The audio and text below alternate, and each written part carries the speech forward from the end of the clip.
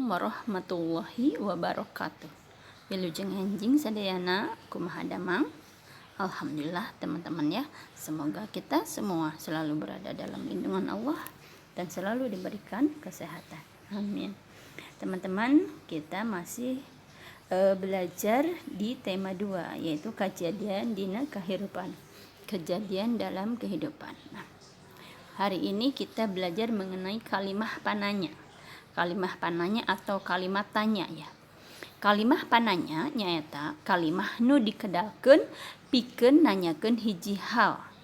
Jadi kalimat tanya adalah kalimat yang digunakan untuk mengungkapkan atau menanyakan suatu hal.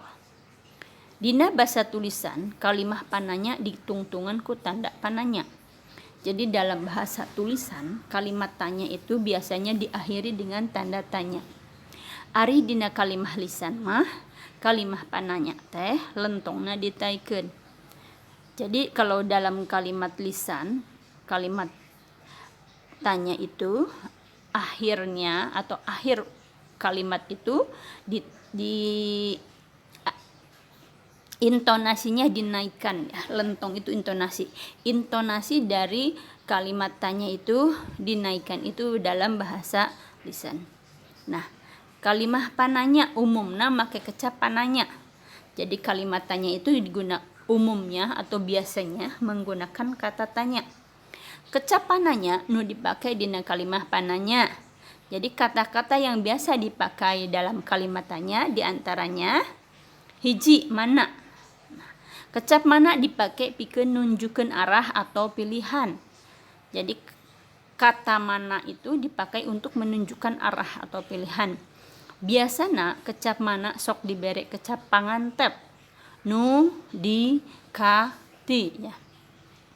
Biasanya kata mana ini diberi atau diberi imbuhan kata depan ya, diberi kata depan yang dari ya. Contohnya seperti ini. Nu mana diberi kata nu mana, yang mana. Itu berarti untuk menanyakan pilihan. Nu mana bumi padodi teh, yang mana rumah padodi itu.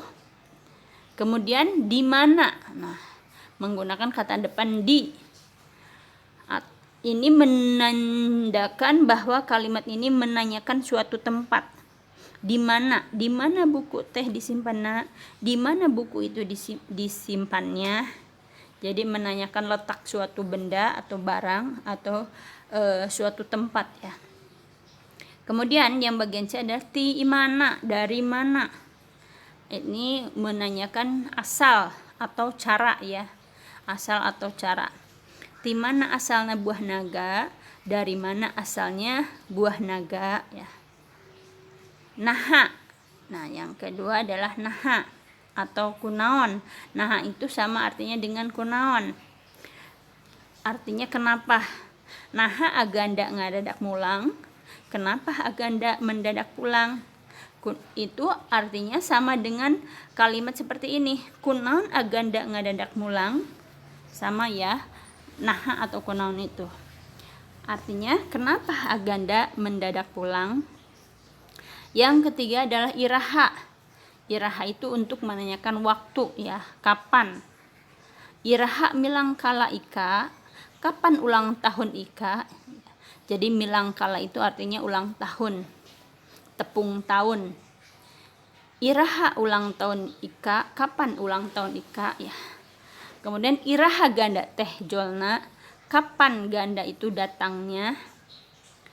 Untuk selanjutnya kata saha. Saha itu untuk menanyakan seseorang, siapa artinya. Saha guru bahasa Sunda teh. Nah, teman-teman pasti tahu ya. Kemudian saha Bu Murni teh, siapa Ibu Murni itu? Kemudian kata tanya selanjutnya adalah naon, artinya apa?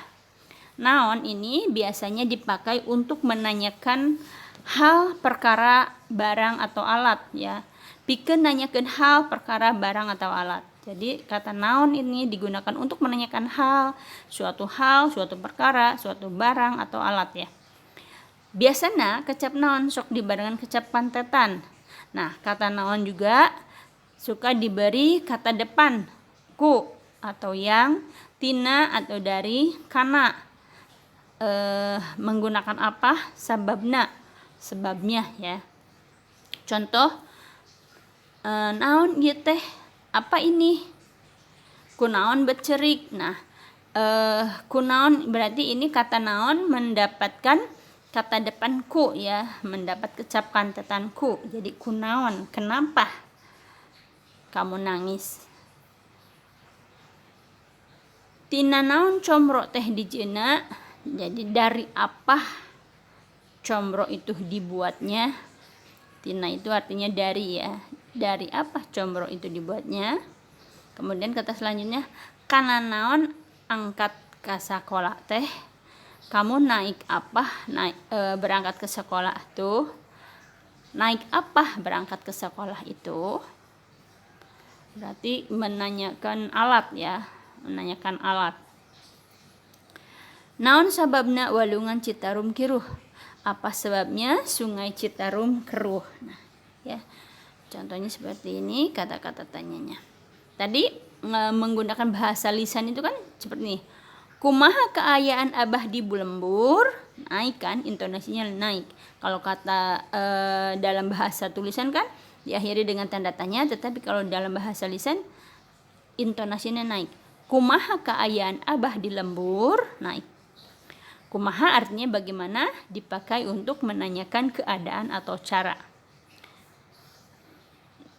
Kumaha caranya comro teh? Bagaimana cara membuat comro? Nah, seperti itu ya teman-teman. Selanjutnya, kata tanya yang biasa digunakan adalah sabaraha atau berapa. Sabaraha ini dipakai pikeun nanyakeun jumlah atau harga. Jadi sabaraha ini digunakan untuk menanyakan jumlah atau harga. Sabaraha buku nu dicandak teh? Berapa buku yang dibawa itu?